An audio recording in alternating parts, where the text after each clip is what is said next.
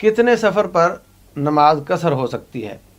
आपका जो उर्फ़ आम में शहर जहाँ तक पहुँचा है, जैसे कराची इस तरफ को सब्ज़ी मंडी तक पहुँचा है, तो उसके बाद अगर आपका 22-23 किलोमीटर का इरादा हो सफ़र करने का, तो आप उसके बाद किसी जगह भी कसर कर सकते हैं। ये 3 फरसख हदीस में आता है और उसको कैलकुलेट करें तो इतना सफ़र बनता है।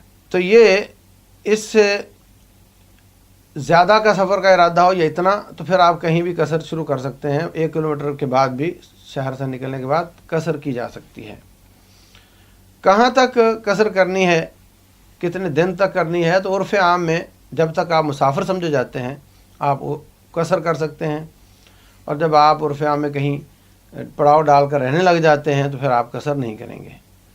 कसर में सारी नमाज़ें 2 रकत अदा की जाती हैं, सिवाय मगरिब के उसकी 3 रकतें होती हैं, और सारे नवाफिल अदा नहीं किए जाते सिवाय फ़जर की सुन्नतों के और सिवाय तहज्जुद और वितर के।